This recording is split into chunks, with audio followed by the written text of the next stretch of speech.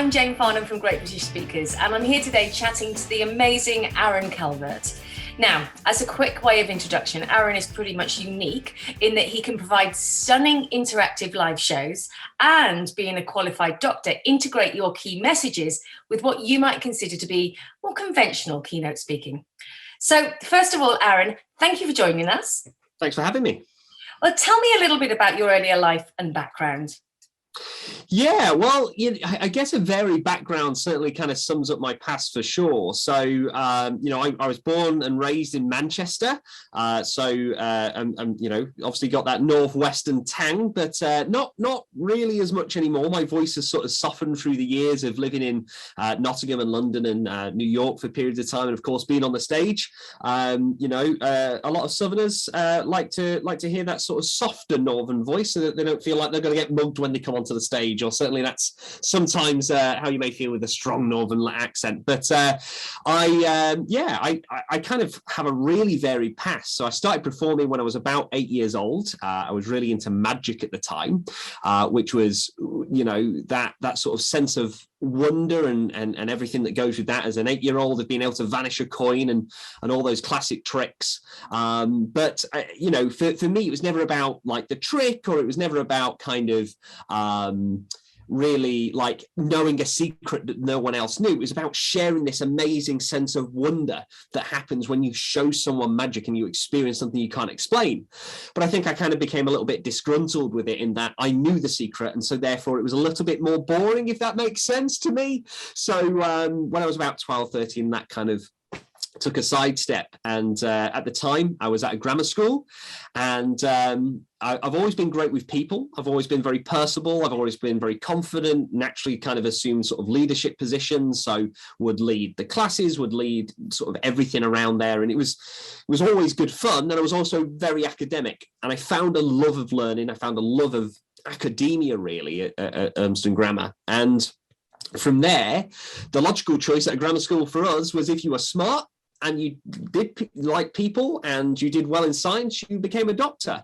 And I think that, combined with the idea of watching House MD at the time, was what really sold me on the idea of becoming a doctor and pursuing that kind of course. And what's amazing is at that same time, at that pivotal moment, as you sort of leave sixth form and go to university, I actually started working in the States on one of the summer camps, and they asked me to come over and teach basically magic. And at the time, I was doing more kind of mind reading and hypnosis, and starting to experiment with kind of the power of the mind, which is what kind of my whole interest has kind of grown out of. And so I went over there, and I found, whilst I was there, a new love, not only a love of academia, but this love of performing, of bringing joy to people, of being on stage and really showcasing what the human mind can do. And from there, I went through med school. I was performing stage shows at all the same time. I grew a business of performing for corporate clients. And then eventually, when I started working as a doctor, I decided that I was going to take a leap of faith, and had some amazing opportunities with Channel 4 and Warner Brothers TV and things like that, that I decided actually I was going to leave that behind and go full time into performing and doing PR and TV and all the bits that come with that. So how long ago did you give up being a doctor? So I finally finished working 7 years ago. So 7 years ago I was doing this full time, but, performing and working, that's been for more than a decade, really. A lot longer than that, maybe 12 to 15 years.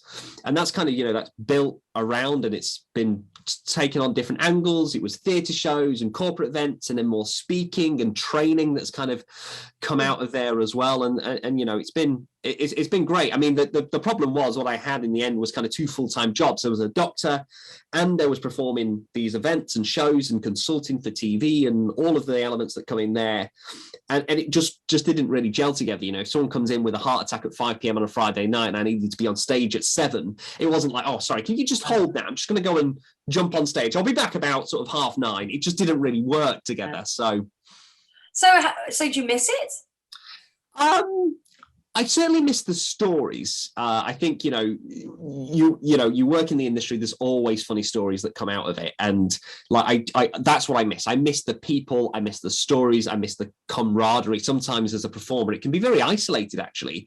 And that's something that I've tried to get around. I always try and surround myself with very creative people, and we're working on joint projects together, so that you don't get that kind of, sat at your desk on your own day after day, and then you go out and perform and you're driving all over the country on your own. It can be quite isolating. So I always want to create this culture of togetherness, and you're often more creative when you're driving towards a goal together.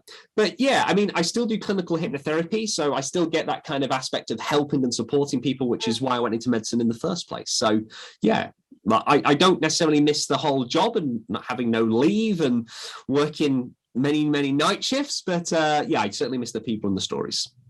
So what fascinates you the most about the human mind? I think for me, it's the fact that most people underestimate what they are capable of. I mean, there's that old cliche of the most powerful computer in the world is your mind. And it is. When you think about what's happening now, even as you watch this video and as we talk, you're consciously aware of everything around your surroundings. You're probably looking out for the emails. You're waiting for that Amazon delivery to come through the door. You're breathing. Your heart is pumping. You're sat with your posture. You're concentrating. You're taking information. The brain is computing all of that within seconds, and it's amazing. And what amazes me is actually we often underestimate ourselves. We often think that we can't do things or that things are going to be difficult. But actually, when we put our minds to it, we're capable of much more than we ever could have imagined. And we've all heard the stories of, mums lifting cars off their children when they've been in a car accident, things like that. Those stories fascinate me about actually what is the human mind capable of in terms of focus, but also what is the human body capable of when it needs to be. And that's kind of, I guess, what led me down that route of science and medicine, was that idea of we are capable of more. And I'd love to showcase and help people realize that we are really capable of much more. So when did your stage show that you started doing when you were working as a doctor, when did that more sort of merge into and evolve into a more corporate style gig? When did that happen? So I think so I started performing the stage shows in medical school, and for somehow I managed to fit in both med school, a social life, and performing shows to theatres around the country, which seems mental now, but these were public shows. These weren't shows for students. These were shows in theatres. There were 300, 400 seater theatres. I would go to Derby, Nottingham, Manchester, all over the country to do these shows. And often people will come who are working in, companies, and then they would go, oh, do you know what? We need someone for the Christmas party. Let's kind of reach out to the guy that we saw in the theatre. And so corporate inquiries started to come in. And that was kind of a different ball game, because, what you've got is a different kind of market there, because the theatre shows, people are coming to see you. For a corporate event, they're there probably to see the friends and have a few drinks and catch up, or they're there because they have to be there. So you've kind of got this different market. And what it took me a few years to kind of master was that ability to draw everybody in, is get everybody's attention in that room. And then from there, the idea of kind of entertainment in a corporate room and making sure that you're bringing up the CEO, but they're not going to be embarrassed by anything that happens. You're not revealing any deep, dark secrets or anything to all of his employees and things like that. So, it's finding the right material. And what started to happen was, because of that element of, and I openly talk about being a doctor on stage and things like that. And that is a natural position of leadership. And the whole idea of the mind reading hypnosis shows is I'm suggesting throughout the show, I'm influencing people's decision, we're influencing an outcome. Obviously, that kind of ties very well in psychologically with what company direction and messaging is all about, and instilling that excitement with the employees. So so how do you integrate the sort of client's message into an entertainment show? What's that look like? So in the first instance, that's exactly what started to happen. So the clients would go, we want to excite our team. So we want to book entertainment. We want to make something that's going to make them go, oh my God, that was the best thing we've ever seen. And remember that event and be talking about that event come the time on Monday. And then corporate clients started to go, great. So actually we got the company message of togetherness. Can you do something that is focused around that.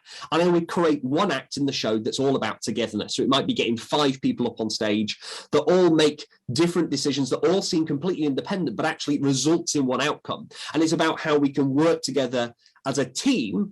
And the more we do that, the quicker we get to that goal, or the more effective that goal is. And that togetherness, that bonding moment is created in that moment on stage. And you get this amazing reveal, which people remember, because when we watch stuff that excites us, that's what we remember, right?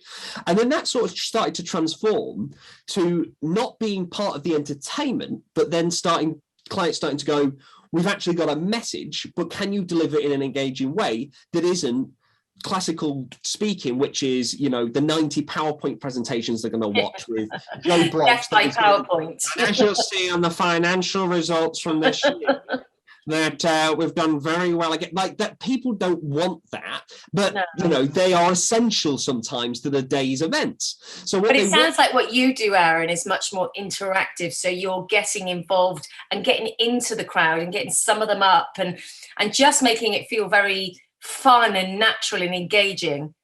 That's absolutely the key. So what happened was they wanted me in there right in the middle of the day to re-energize the audience, but also to give me, probably maybe one of the most important messages of the day, depending on what the client is or where the schedule is, because the clients know that they are going to their employees or their delegates are going to remember that message, because that moment of reveal or that moment of interactivity is what they're going to remember and engage with.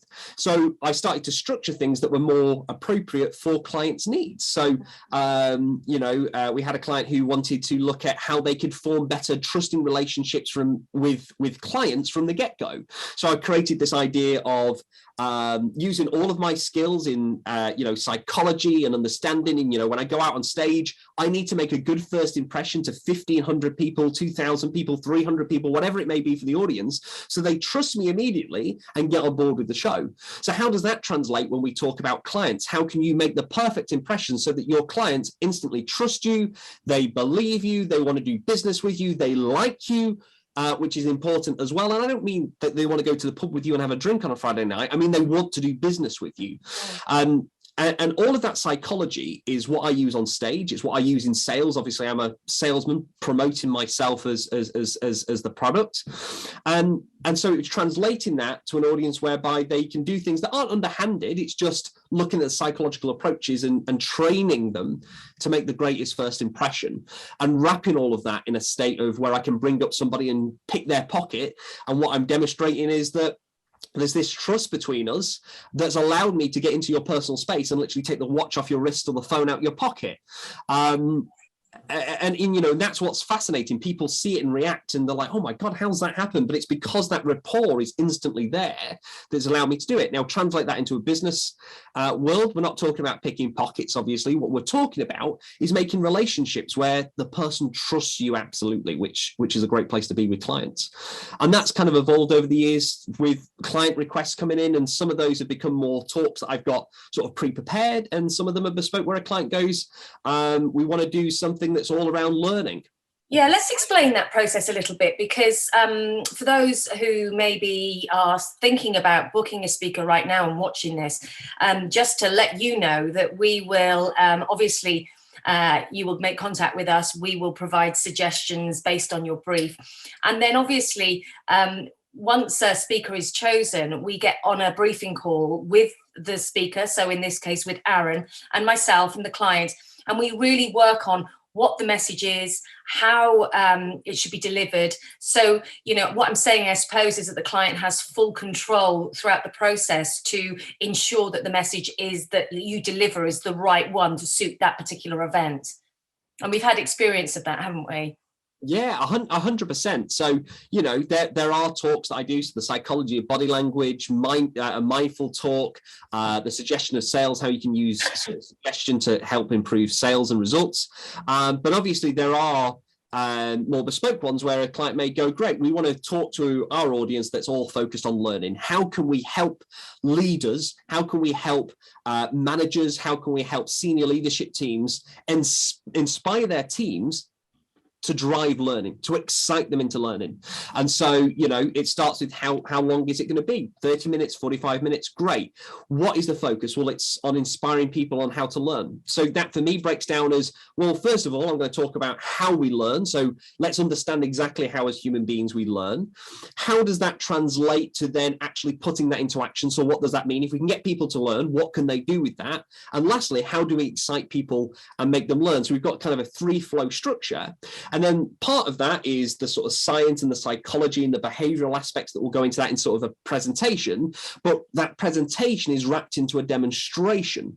So if we talk about learning in a bit more detail, so one of the things I did was talk about how we are creatures of habit. We form patterns. And if we can get into good behavioral patterns to learn, then we are open to learn more regularly. And so we'll start to pick up,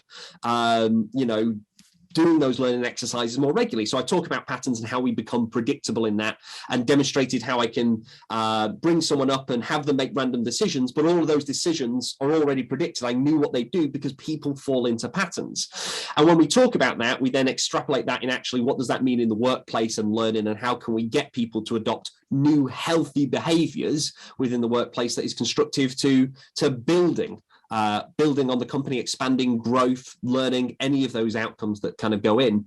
And then all of them always end up with something big. So that big message is wrapped in this big reveal or a big result where, it's been coming all along, but the audience haven't necessarily put the pieces together. And when they do, there's this kind of there's this sort of not a slap in the face moment, but it hits you like a ton of bricks, that suddenly everything that they've been talking about slots into place. And I think that's the moment that most people take away is, and that's 30... the moment that everybody wants when they go to these events. They want that powerful message delivered in a really powerful way.